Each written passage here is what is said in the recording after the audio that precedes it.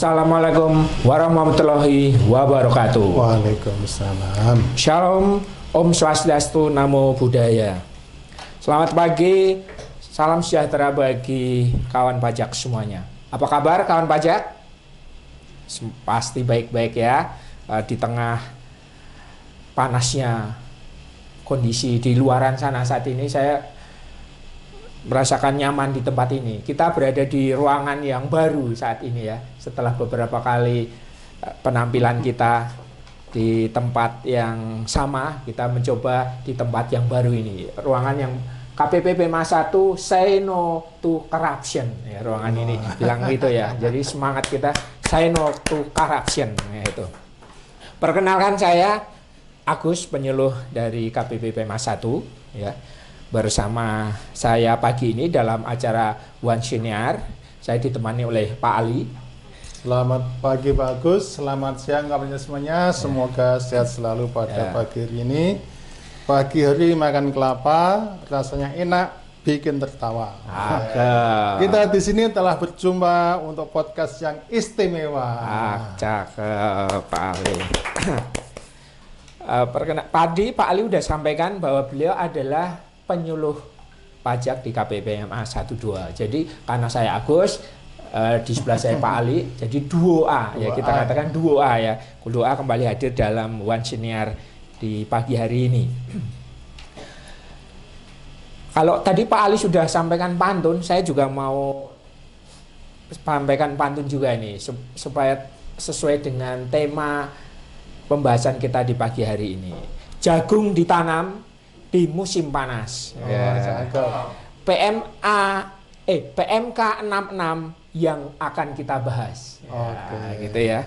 Jadi kami berdua akan membahas mengenai PMK 66 tahun 2023. Itu tentang apa? Tentang perlakuan pajak penghasilan atas penggantian atau imbalan sehubungan dengan pekerjaan atau jasa dalam bentuk natura dan atau kenikmatan ya.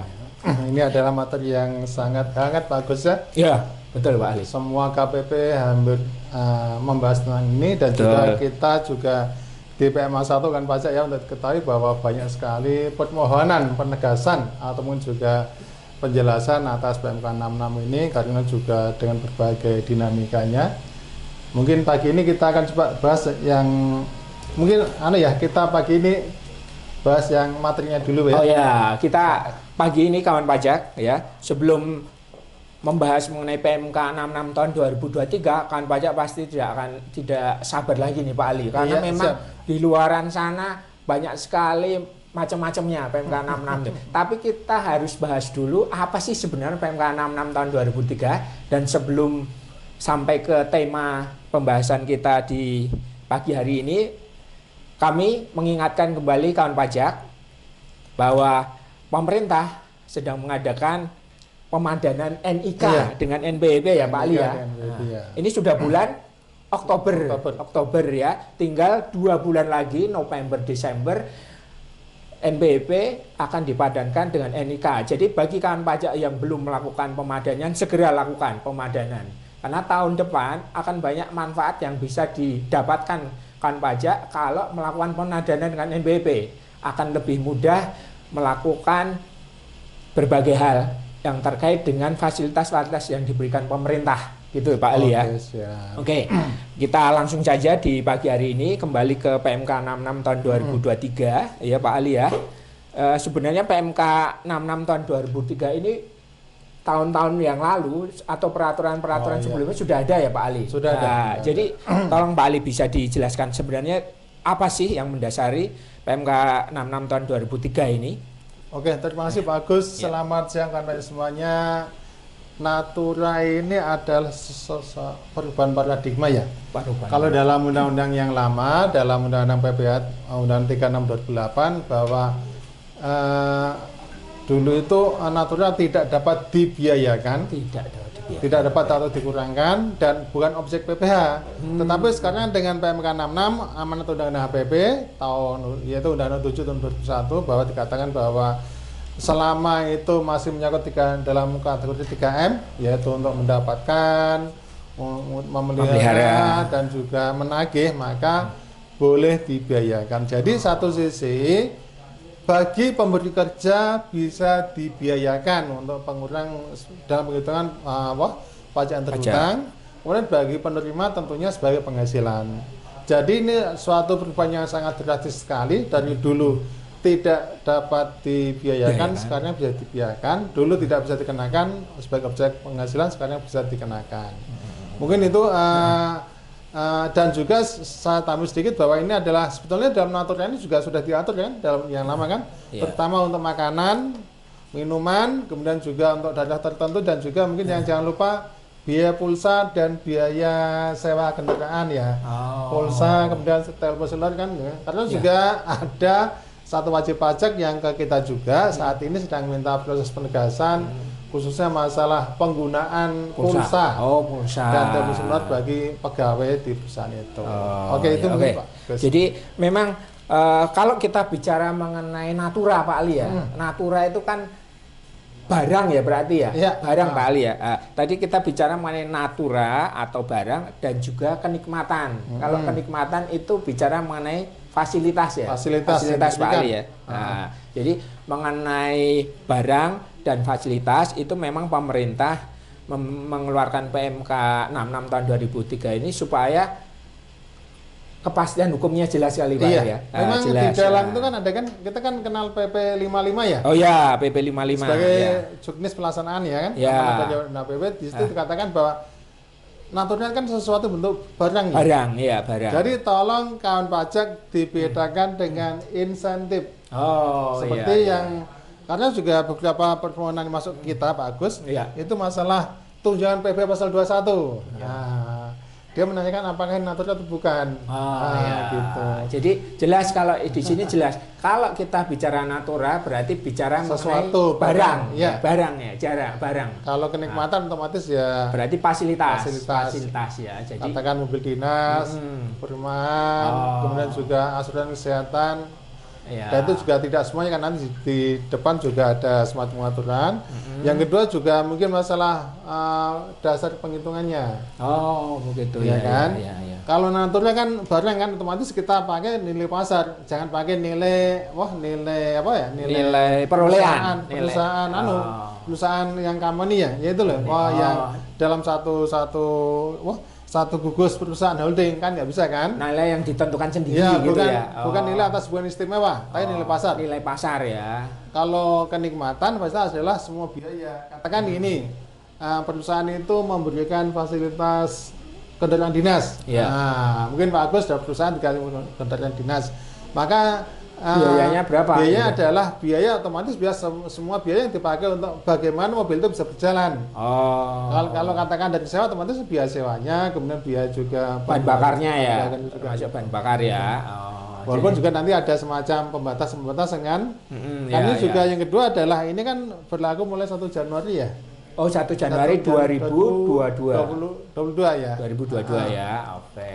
Jadi dan juga untuk pemotongannya berlaku mulai 1 Januari 2023. Nanti kan ada juga mungkin nanti ke depan kita akan coba bahas bagaimana teknik pemotongan maupun juga mungkin contoh-contohnya itu. Contoh-contohnya ya, oke. Terus terkait dengan PMK 66 tahun 2023 ini kan Pak Ali ya, tadi perlakuan pembebanan biaya penggantian atau imbalan dalam bentuk natura atau kenikmatan itu seperti apa sih?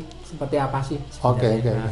Mungkin sedikit ini coba kita sedikit pelan-pelan ya. Karena juga konsentrasi kita di sini bahwa sekali lagi di depan tadi saya katakan bahwa ruang lingkup pembebanan adalah bahwa pengeluaran ini baik itu imbalan dalam bentuk barang maupun juga kenikmatan itu dalam kerangka 3M.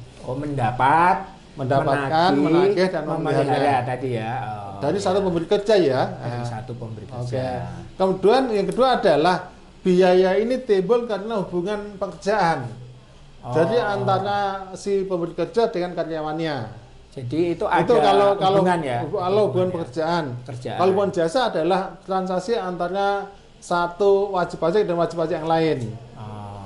Jadi nanti tolong sekali lagi ya, untuk natural ini tolong difokuskan bahwa ini adalah kalau pekerjaan satu pemberi kerja dengan karyawannya, kalau jasa antar wajib pajak. Karena gini, ada semacam contoh gini ya. Katakan seorang itu dapat fasilitas peminjaman mobil, dia kerja di perusahaan PTA. Otomatis yang dianggap natural adalah fasilitas mobil dari PTA itu. Kalau dia katakan dapat fasilitas juga dari katakan mobil dari PT yang lain, itu termasuk otomatis hitungannya udah beda lagi. Gitu. Jadi hanya antara pemberi kerja dengan si pegawai ya, di gitu.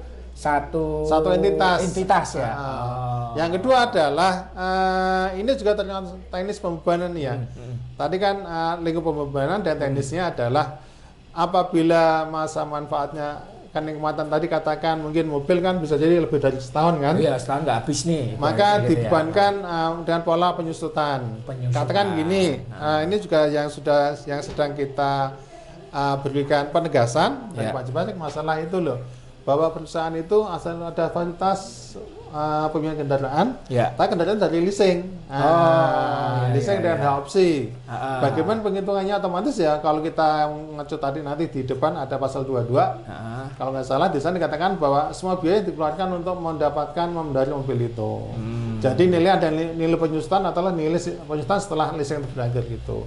Yang kedua adalah apabila pembebanan itu kurang dari 1 tahun, maka dibebankan pada tahun itu terjadi kegiatan natural. Jadi biayanya di tahun berjalan gitulah ya, Pak Ali. Yang ketiga adalah jangan sampai lupa bahwa si pemberi kerja harus melaporkan dalam SPT tahunan PPh-nya itu, dan di satu sisi juga untuk penerima natural juga harus melaporkan dalam SPT-nya kan.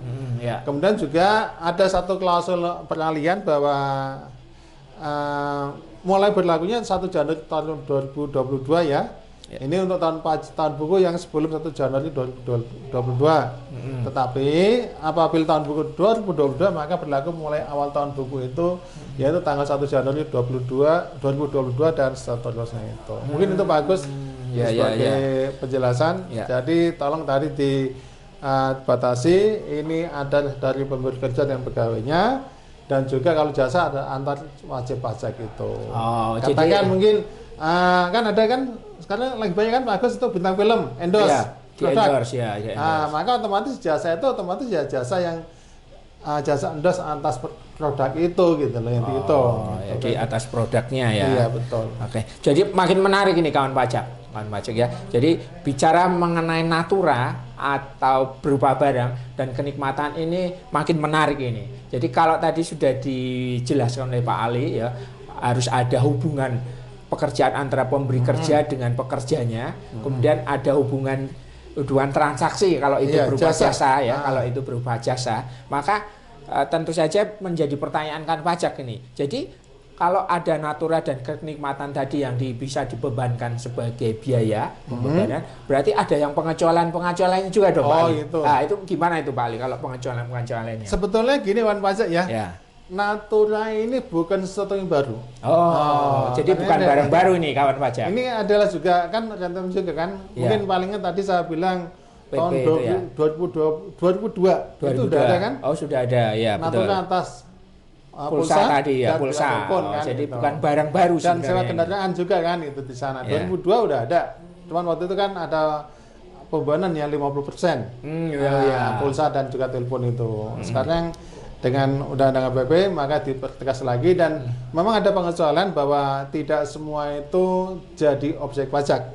Otomatis ini natura atau kenikmatan yang dikecualikan dari objek pajak. Pertama adalah yang jelas makan minum ya. Yang disediakan oleh pemberi kerja pada karyawannya di dalam ruangan itu untuk semua pegawai, untuk seluruh untuk garis bawahnya seluruh pegawai ya. Maka ini otomatis yang tidak termasuk objek natural. Yang kedua juga natural tidak tertentu. Kalau ini topiknya cukup dalam mungkin kita harus satu sesi Pak Agus. Karena ini termasuk ini di daerah tertentu kalau saya lihat di PKNAM ini boleh katakan sepertiganya atau 40% itu isinya itu. Daerah tertentu ya. Karena juga ada harus izin satu lokasi, ada titik koordinat, ada fotonya, ada penentuan fasilitas. Jadi kalau kawan pajak mau lebih lanjut ini, nanti kita akan bikin lagi satu seri khusus tentang apa kenikmatan atau natura di yang disediakan daerah ini tertentu. Kenapa ditekankan sedikit ya untuk data tertentu ini, karena ini adalah sebagai upaya pemerintah untuk bagaimana membangkitkan ekonomi yang tidur suatu daerah itu dari potensi menjadi kenyataan. Nah, di situ loh. Maka di sana kan harus jelimet, rigid sekali persyaratannya. Yang ketiga adalah natura atau kenikmatan yang harus disediakan oleh pemberi kerja karena pelan pekerjaan, karena yang jelas baju seragam. Oh ya. Ini kan ada juga yang menanyakan kalau baju yang untuk tahan api atau baju mungkin yang dilepas laut. Kan itu mahal sekali kan? Sepatunya mungkin sepatu udah berapa? Sepatu, jaketnya, bajunya, celana itu udah jutaan kan? Tapi kalau memang untuk mendukung pekerjaan ya kita nggak ada masalah. Mungkin termasuk itu Pak Ali, waktu kita kemarin COVID kan ada yang namanya APD. APD ya. Nah, itu ya. Kalau APD jelas itu, kalau ini juga ada kan ya di pertambangan tambang lepas pantai. Oh iya. Atau mungkin kalau lihat TV mungkin yang itu kepiting Alaska. Oh iya. Itu juga sangat mahal sekali kan bajunya kan gitu. Iya. Kemudian juga natura yang kenikmatan dengan batasan ini nanti akan coba kita detailkan. Yang selanjutnya ada natura yang atau kenikmatan yang diambil dari dana APBD, APBN maupun APBD desa itu.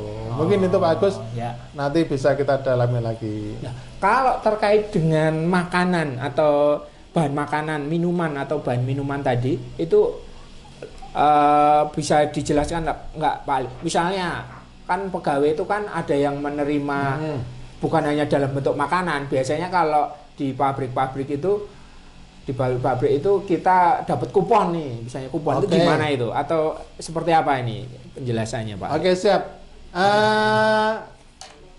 Ini kan pajak ya, untuk makanan ini dan juga mungkin Pak Agus, nanti kita mohon maaf kalau mungkin sesinya nggak bisa mencukupi. Ya. kita jadi garis besar-besarnya aja Pak Ali. Kita berikan yang bisa kita berikan, yang jelas walaupun nanti kalau tidak mencukupi waktunya karena juga kebutuhan setelah durasi ya. Nanti kita berikan sisi lagi, tapi kita coba jelaskan. Tadi kembali kepada makanan ya. Tadi makan di depan saya katakan bahwa apabila diberikan di tempat kerja untuk semua pegawai maka tidak ada batasan. Satu itu. Yang kedua adalah bisa juga untuk yang kondisi dia sebagai sales atau manajer atau mungkin marketing ya. Dia kan bukan di kantoran, otomatis dia di sana yang jadi batasan adalah nilai. Diberikan kupon. Kupon ini yang jelas kupon adalah alat transaksi tapi bukan uang, tapi ditukarkan ke suatu merchandise atau mungkin toko yang ditentukan. Yang kedua juga ini adalah sebagai pengganti biaya makan minuman dalam bentuk reimbursement. Yang kedua adalah nilai kupon ini juga ada batasan ya. Mohon maafkan pajak ya. Batasannya adalah 2 juta per pegawai per bulan. Itu dengan catatan memang dalam PMK ini baru segitu ya. Walaupun kemarin ada yang menanyakan Pak Agus, bagaimana kalau marketingnya di Eropa? Di sana sekali makan sampai 300.000. Ya mohon maaf kan pajak, karena juga itulah yang diberikan oleh undang-undang. Ya kita coba jalanin dulu apa yang ada. Kemudian juga tadi kalau kuponnya itu di atas 2 juta sebulan maka selisihnya sebagai objek pajak. Jadi paling mudah intinya kan pajak ya terkait dengan makanan atau bahan makanan ini. Pertama itu harus dinikmati seluruh pegawai ya. Dan di kantor bebas. Ya, seluruh pegawai. Jadi bukan hanya 1-2 orang, tapi harus seluruh pegawai ya. Yang kedua nilai kupon tadi adalah senilai 2 juta. Maksimal 2 juta gitu ya. Oke, intinya untuk makanan, bahan makanan dan minuman itu seperti itu. Kemudian terkait dengan berikutnya adalah tadi disampaikan juga adalah pakaian ya. Kalau pakaian tadi sekilas sudah disampaikan kali ya. Baik itu pakaian seragam. Nah, terus peralatan untuk keselamatan Iya, kerja betul. tadi ya. Nah, Kemudian sarana antar jemput, kemudian ya. juga penginapan. Kemudian juga pandemi tadi Pak Agus sudah PKD tadi itu ya. Dengan catatan PKD, ya. ini yang untuk kesehatan ini adalah bukan penyakit bawaan. Mohon maaf, ada wajib pajak yang datang kita Pak Agus kan seperti menanyakan kan, bagaimana Pak kalau itu biaya karena dia mohon maaf punya sakit bawaan. Oh ya. Apakah ditanggung enggak? Dalam ini yang ditanggung adalah kesehatan karena kondisi kerja, bukan penyakit bawaan itu.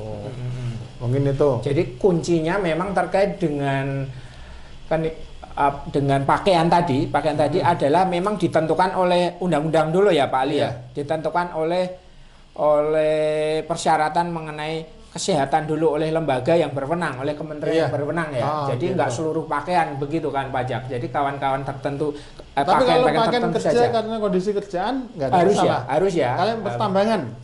Pertambangan harus ada safety khusus kan? Ya. Itu wajib karena masuk K3 keselamatan dan kesehatan kerja. Gitu.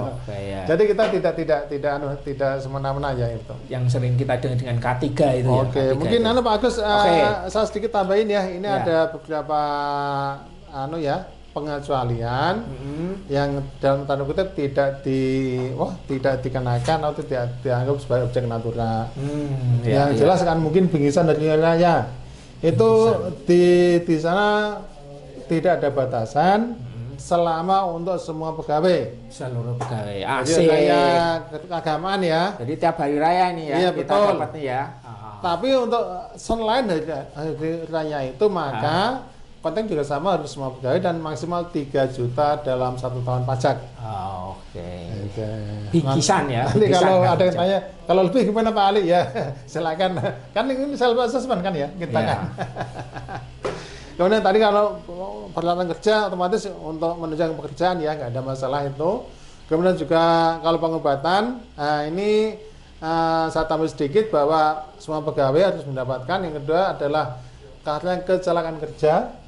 Untuk penanganan itu ya. Karena akibat penyakit kerja, karena juga kedaruratan penyelamatan jiwa maupun pengobatan lanjutan. Kemudian yang selanjutnya adalah untuk olahraga. Ini otomatis olahraga yang tidak mewah lah ya. Selain golf, pacuan kuda itu mahal Pak Agus. Pacuan kuda itu mahal ya. Penalpot motor yang jet ski itu. Terbang layang juga mahal, tidak termasuk. Otomatis juga tidak termasuk ya. Jadi golf, pacuan kuda, perahu bermotor. Itu yang dikecualikan ya? Yang dikecualikan. Enggak, ini bukan istilahnya. Ini yang olahraga diberikan fasilitas natural kecuali itu ya. Kecuali golf dan juga batasnya adalah maksimal 1,5 juta untuk pegawai 1 tahun. Gitu. Kemudian juga kalau masa tempat tinggal selama asrama itu bersama-sama dalam bentuk pondokan banyak maka dikecualikan juga. Yang selanjutnya adalah tempat tinggal ya.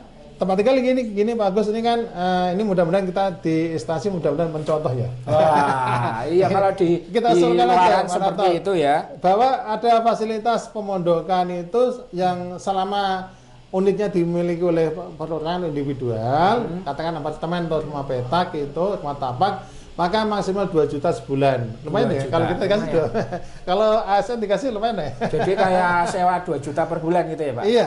Tapi kalau lebih dari itu otomatis kena objek PPh. Objek ya. Gitu. Jadi maksimal 2 juta. Katakan saya ada listrik segala macam akan diakumulasikan segitu ya. Kalau ini yang juga kendaraan. Ini banyak sekali yang bertanya. Ini juga beberapa kali bahwa definisi kita adalah satu, tidak ada penyertaan modal pada pekerja. Walaupun ini ada menanyakan kalau dia BUMN, go public, kan dijual di bursa ya.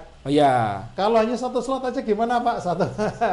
Iya, saya cuma punya 1 slot misalnya. 1 slot kan 100 ya Pak ya. Iya, memang kalau dalam sama dengan pagi ini yang kita dapatkan bahwa walaupun 1 slot termasuk dianggap sebagai penanam modal. Gitu. Mohon maaf ya kan pajak ya. Ini kalau itu ya mungkin nanti kalau ada pertemuan terbaru kita akan sampaikan. Yang kedua adalah penghasilannya tidak lebih daripada 100 juta per bulan. 100 juta per bulan. Jadi definisinya adalah dia bukan penanam modal dan maksimal 100 juta. Ini adalah penghasilan total ya, bukan hanya fasilitas kendaraan aja ini. Kemudian yang selanjutnya adalah peribadatan, ini jelas semua, dan juga kenikmatan lain yang diperoleh oleh semua pegawai. Mungkin itu sebagai apa? Sebagai kali ya. Setelahnya penjelasan awal, nanti mungkin pada sesi yang akan datang coba kita dalami kembali. Intinya adalah sekali lagi sebagai closing kita, natura itu tidak sama dengan tunjangan. Oke, natura tidak sama dengan tunjangan kan pajak ya? Karena kalau kita 21 kan di sana di per 16 ya. 21 kan karena juga beberapa kali juga wajib pajak juga masih tanya pada kita, minta penegasan tertulis juga. Bagaimanakah dengan tunjangan kebebasan 21, apakah natura bukan? Kan tadi kan di definisi depan tadi dikatakan bahwa dia bukanlah penghasilan, tapi bentuk sesuatu, kenikmatan maupun juga barang itu. Yang kedua adalah tidak semua kenakan natural juga, ada pembatas-pembatasannya. Yang penting adalah satu lagi yang saya lupakan, saat pemotongan. Nah, ini sebelum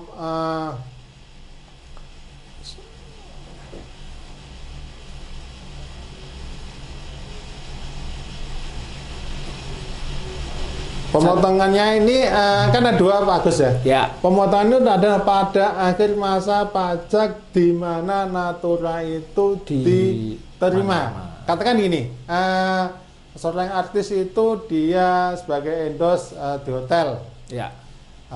Kemudian dia kontrak dia tanggal 1 Januari 2024 lah, 2023 ya. Kemudian juga dia dapat voucher menginap katakan 8 hari di hotel itu.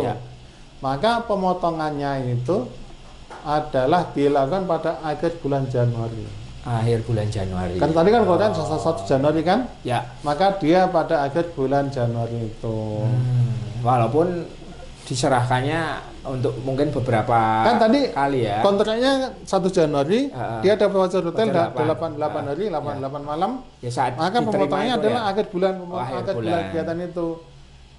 Beda lagi katakan satu PT punya ngerjain proyek ya, jasa konstruksi. Katakan bulan dia diselesaikan kontrak itu pada tanggal 1 Januari juga katakan. Tetapi kontrak kerjaan diselesaikan pada bulan Desember, maka ya pemotongan otomatis pada saat penyerahan itu. Kalau jasa otomatis setelah jasa selesai kan. Kalau ini juga intinya adalah dipotong pada akhir masa di mana terjadi natura itu disampaikan. Jadi supaya lengkap ya tadi penghasilan dari pemotongan dan juga yang terakhir adalah semua harus dimasukkan dalam SPT. Karena hasil assessment harus benar, jelas dan lengkap. Benar aturannya, jelas asal usulnya dan lengkap semua unsur yang ada dalam SPT itu. Mungkin itu Pak Agus yang bisa sampaikan pada sesi pagi ini untuk natura PMK 66. Mudah-mudahan kan pajak terjelaskan. Kalau tidak jelas, insya Allah kami tetap akan komitmen untuk saling komunikasi dan harapan kami setelah ini kita berikan sinar pada pagi ini. Mudah-mudahan pertemuan penegasan pada kami akan segera menurun atau kalau sudah habis ya. Jadi kawan pajak ya, PMK 66 tahun 2023 ini mulai berlaku kan 1 Juli ya Pak. 1 Juli 2023. 1 Juli. Jadi kawan pajak segera lakukan pelaporannya, gitu kan ya. Segera lakukan pelaporannya kawan pajak karena banyak pertanyaan-pertanyaan terkait dengan PMK 66 tahun 2023. Karena ini masih berupa PMK, kita pasti akan menunggu peraturan-peraturan lanjutannya Pak Ali ya. Walaupun yang lebih detail lagi. Udah cukup sih. Walaupun peraturan ini sebenarnya juga sudah jelas karena natura maupun kenikmatan bukan barang baru bagi kawan pajak ya.